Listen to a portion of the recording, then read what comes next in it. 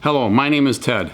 Today I'm going to be talking to you about Kathryn Kuhlman, and I want you to watch these videos and tell me why you think she races through the first two and focuses about 13 times as much time on the third one. Try to guess why she does that while you're watching this. What is this? My spine. Bend over right now, just bend.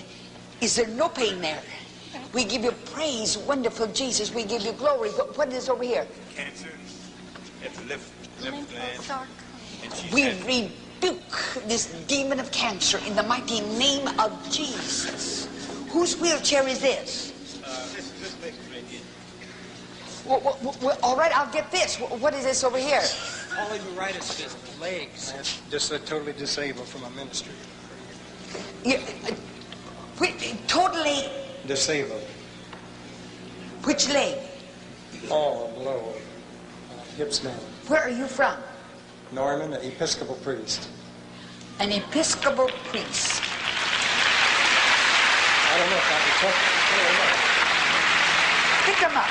Just pick them up. Just pick them up. Just pick them up. Now the other. Just pick them up. Now the other one. Just pick them up. Just pick them up. How long have you had this? About 15 years, but it's been progressive. 15 years. Just pick them up right now. Now, yeah, that's right. That's right. That's it. That's it. That's it. That's it. There's the power of the Holy Ghost is just going through this body. We give you the praise.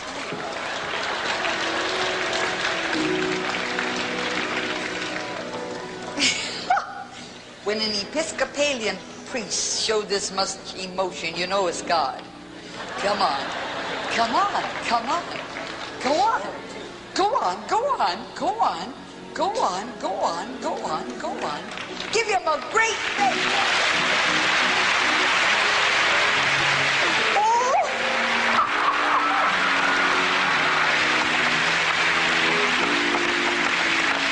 For the first two, I believe Kathryn Kuhlman is going through the machine gun approach, which she does with a lot of the people, especially the ones who are not that interesting to the audience or to her. So they will be rushed through.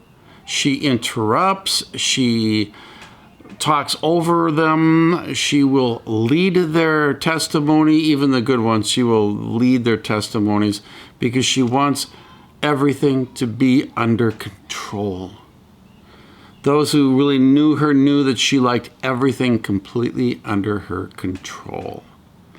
Now, the first person, what is wrong with the spine? We don't know. Could she bend over in the past? Did she have pain?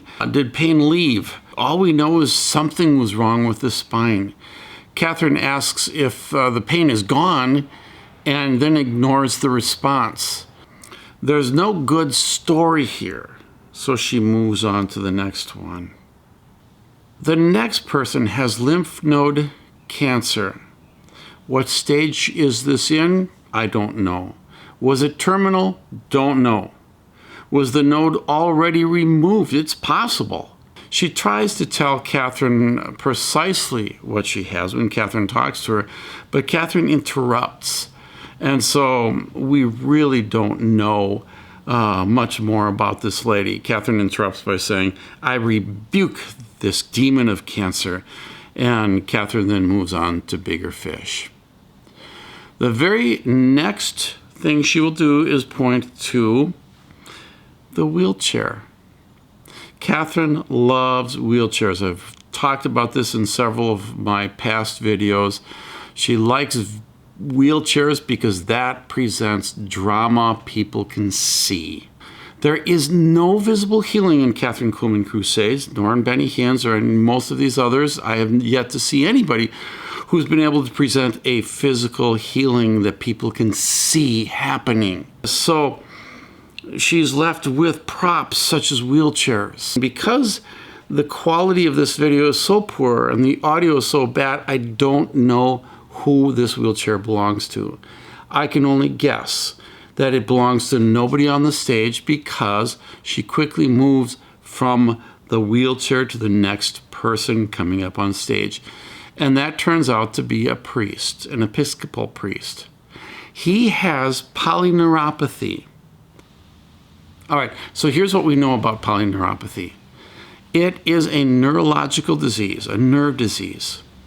And for this man, he's had it for 15 years in his legs. It is a progressive disease. In other words, it gets worse and worse and worse. It brings weakness, numbness, a lot of pain, and is probably due to diabetes. It can respond to placebos. In other words, pain can disappear with a good placebo. How long that will last, I think it's up to the individual. So, how bad is it for him? I don't know. Why is he on the stage? Did he experience a tingling? Did he experience a feeling? Did he experience the lack of pain out in the audience? Don't know. The only thing I do know is he does tend to say in the very beginning, I don't know if I can, and then it's kind of unintelligible. You can't really hear what he said. So something he might be about to say, I don't know if I can really walk, or I don't know if I can do much with my legs, or anything of that sort. We do know that as Kathryn gets him to march around with his legs, he does say, oh boy. So I believe he is surprised with what's happening to him. Now, some will say this is because he's being healed. But I want to point out two things. First of all, his legs are far from normal, even at the end of his little walk. Secondly, with the lack of pain that a placebo can present for a temporary time period, everything he's doing is very possible. Thirdly, the type of adrenaline that hits somebody when they're on stage can make somebody a lot stronger than normal. And all these things can work for people who are able to walk but struggle. If you're completely unable to walk, you have a broken spine, you have a broken spinal column, and there is no connection between the brain and the bottom part of the body, you're not going to see those people on stage. You're not going to see them walking. You will only see the type who can respond to placebos. So this is my conclusion. First of all, Kathryn Kuhlman likes to make show. She loves to create a show. There's rapid movement from one person to the next until she gets to somebody very interesting. Then she'll take a little bit more time. Benny Hinn adds a little bit, and I think Kathryn does occasionally, but Benny Hinn is also good at bringing worship music into moments of deadness. In other words, if things seem to be slowing down, he quickly gets the whole group to start singing. These are entertainers. They're keeping audiences excited. Secondly, she focuses audiences on what is most interesting, and what is most interesting are wheelchairs. What is most interesting also are people in authority. She loves to point out these are doctors, these are priests, these are Methodists, these are Baptists, because not only people in authority, but people from mainline denominations. My theory is this. She's a Pentecostal. She grew up in poverty, in the poverty of Pentecostalism. Pentecostalism back in the 30s and 40s, and even into the 50s, was a religion of the poor. Very few wealthy people, very few mainline tenders would end up visiting and being influenced by Pentecostalism. But during the 1950s, this began to change, especially when Billy Graham welcomed a faith healer as an equal, inviting Oral Roberts onto the stage with him. And it helped open up doors for wealthier and more established type of Christianity to hold hands and to shake with the Pentecostals. So my theory is this, that Kathryn loved to entertain the audience with pointing out that so-and-so is a Methodist. Why? Because Methodist was a religion that was a little higher up. So-and-so is a doctor or a lawyer, or now in this case, an Episcopalian priest. Because these people were established. These people are in a higher level of society. And she loved to point out that these people from a higher level of society are benefiting from something we in the lower levels can offer them.